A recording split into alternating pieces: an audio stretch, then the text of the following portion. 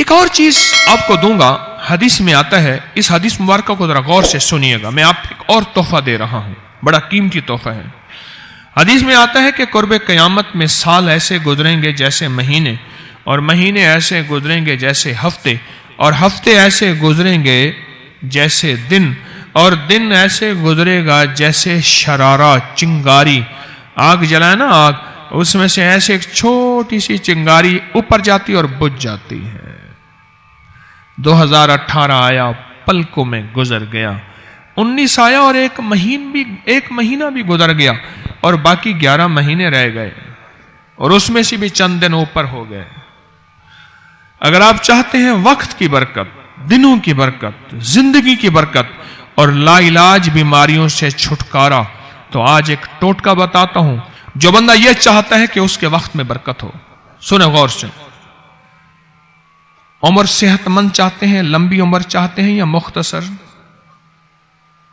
وقت میں برکت چاہتے ہیں؟ میں حیران ہوا، حضرت حکیم الامت رحمت اللہ علیہ کے ایک خلیفہ، ان کا مزاج تھا کہ جب خط ان کا مرید ان کو لکھتا تھا تو اسی خط کی بیک پہ مختصر سا جواب لکھ کے بھیج دیتے تھے۔ اب ذرا جواب سنیں، سوال کہ مرشد آپ کی دعاؤں سے، اللہ کی رحمت اور توجہ سے میں روزانہ 1.25 لاکھ دفعہ اس میں ذات کرتا ہوں اللہ، 1.25 لاکھ دفعہ نفی اثبات، 1.25 لاکھ دفعہ درود پاک، 1.25 لاکھ دفعہ استغفار، 10 پارے قرآن کے، 100 نفل، یہ معمولات۔ وہ پرائمری کے ٹیچر بھی تھے، مسجد میں 5 وقت کے امام بھی تھے، جمعہ بھی پڑھاتے تھے، مفتی تھے، لوگوں کو مسائل بھی بتاتے تھے، بال بچے بہت سارے تھے، ان کی روزی روزگار کے لیے محنت بھی کرتے تھے، اسکول میں وقت بھی دیتے تھے، اور یہ معمولات بھی کرتے تھے۔ ایک عقل انسانی تو نہیں مانتی کہ یہ کیا ہے، لیکن رب جس کے وقت میں برکت دے دے، اللہ کے لیے کون سی دیر ہے؟ ہم تو اپنے وقت میں برکتی چھنوا بیٹھے، ہمارے وقتوں میں برکتی ختم، ہماری زندگی میں برکتی ختم، ہمارے لمحوں اور ساعتوں میں برکتی ختم ہو گئی، ہم تو برکت چھنوا بیٹھے۔ جو شخص یہ چاہتا ہے کہ اس کی زندگی میں برکت، اس کے وقت میں برکت، اس کی صحت میں برکت، ہر وقت مریض ہے بیچارہ، ایک بیماری سے نکلا دوسری سے نکلا تیسری، ایک روگ سے نکلا دوسرے روگ سے نکلا تیسری، ہر پل کر روگی ہی روگی ہے۔ گھر میڈیکل سٹور بنا ہوا ہے، کبھی حکیم کی دوائیں، کبھی ڈاکٹر کی دوائیں، کبھی ادھر کی دوائیں۔ صحت مند زندگی چاہتے ہیں، لا علاج بیماریوں سے نجات چاہتے ہیں، وقت اور صحت میں برکت چاہتے ہیں، زندگی اور لمحوں میں برکت چاہتے ہیں، تو اپنی نماز کی پہلی رکعت میں علم نشرح، دوسری رکعت میں علم تری کیفا پڑھیں اور زندگی کا لطف اٹھائیں۔ نماز کی پہلی رکعت میں سورت علم نشرح اور نماز کی دوسری رکعت میں سورت علم تری کیفا فیل، یہ پڑھیں اور اللہ کی قدرت اور رحمت دیکھیں اور اللہ کا فضل اور کرم دیکھیں۔ اپنی نماز کی رکعتوں میں اگر آپ امام کے پیچھے ہیں پھر نہیں، اگر انفرادی کوئی نماز ہے وہ سنت ہے، وہ خدا نہ خواستہ فرض قضا ہو گئے ہیں، جماعت چوک گئی ہے نہ چاہتے ہوئے، آپ کے کوئی بھی نماز ہے، سنتیں ہیں، آپ پہلی رکعت میں علم نشرح اور دوسری رکعت میں علم تری کیفا فیل یہ پڑھیں۔ برکتوں کے اللہ دروازے کھولتا ہے اور رزق کی برکت ہوتی ہے، انوکھی برکت ہوتی ہے۔ مجھے ایک صاحب کہنے لگے میرا 1 کروڑ ایسے بن جاتا ہے پتہ نہیں چلتا، کروڑ ایسے بن جاتا ہے، میں سچ کہہ رہا ہوں، ایسے بن جاتا ہے مجھے پتہ ہی نہیں چلتا میں کہاں سے بن گیا۔ اللہ نے وہ برکت کے خزانے مجھے دیے ہیں۔ اللہ سے ایک چیز مانگا کریں، اللہ آج جو تو نے مجھے برکت کا ذرہ دیا ہے، اللہ میری نسلوں تک رکھنا، چھین نہ لینا۔ ہاں اللہ مجھے اگر تو نے برکت کا ذرہ دیا ہے، اللہ یہ مجھے نسلوں تک دینا، اللہ مجھ سے چھین نہ لینا۔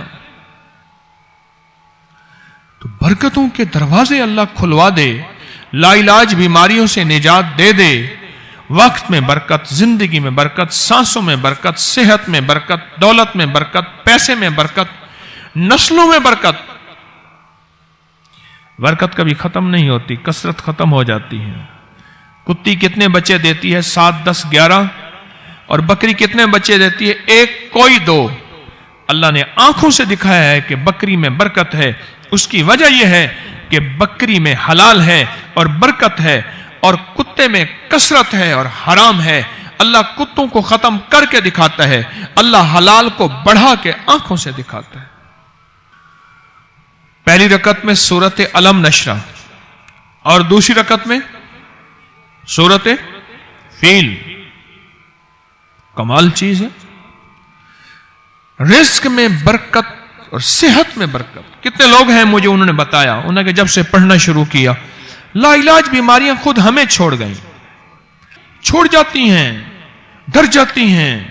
اس وظیفے میں اتنی طاقت، اتنی تاثیر اور اتنی قوت ہے۔ پہلی رکعت میں علم نشرہ اور دوسری رکعت میں علم تر کیف فیل۔ کیا کمال ہے اس میں، کیا تاثیر ہے۔ معمول بنائیں گے اور اس سے ایک انوکھی روحانی کیفیت شروع ہوتی ہے۔ اگر میں اس کے واقعات بتانا شروع کر دوں، میرے پاس بے بہا واقعات ہیں۔ انوکھی روحانی کیفیت شروع ہوتی ہے، دل کی دنیا آباد ہوتی ہے، من کی دنیا آباد ہوتی ہے، جذبوں کی دنیا آباد ہوتی ہے اور زندگی شاد ہوتی ہے۔ انوکھی روحانی دنیا، انوکھا روحانی راز شروع ہوتا ہے، اور اس کے اندر اللہ پاک اس بندے کو اپنے خاصان خاص میں شامل کرتا ہے۔ اس بندے کو ایک تاثیر ملتی ہے اور ایک توجہ ملتی ہے۔ پھر ایک نہیں، میں نے کئی محدثین، اکابرین، علماء کی زندگیوں کے واقعات میں یہ بات پڑھی، سنی۔ کئی بوڑھے بزرگوں کی زندگی میں ملنے گیا تو میں نے ان سے کہا جی پہلی رکعت میں اگر علم نشرہ، دوسری رکعت میں علم تر کیف پڑھ لی جائے، اس کا کوئی فائدہ آپ کی نظر سے گزرا؟ ایک بہت پرانے عالم تھے، دارالعلوم کبیر والا سے فارغ تھے، پرانے بابا جی تھے، اور مجھے ایک دفعہ ملے، مجھے عجیب بات کہی۔ ہمارے ہاں یہاں کوٹ لکھپت ہے لاہور میں، اس کے آگے ایک گاؤں میں گیا، ہمارے ایک بابا جی ہیں عبد المجید صاحب، کینچی کے ساتھ، ان کے گھر گیا، ان کے ساتھ ملے بابا جی، مجھے کہنے لگے جی وہ میرے مرشد آ رہے ہیں تو یہ ملنے آئے۔ پتا چلا تو میں نے یہ بات چھیڑ دی، میں نے کہا آپ کو کوئی آج تک کوئی اس کا فائدہ سنا؟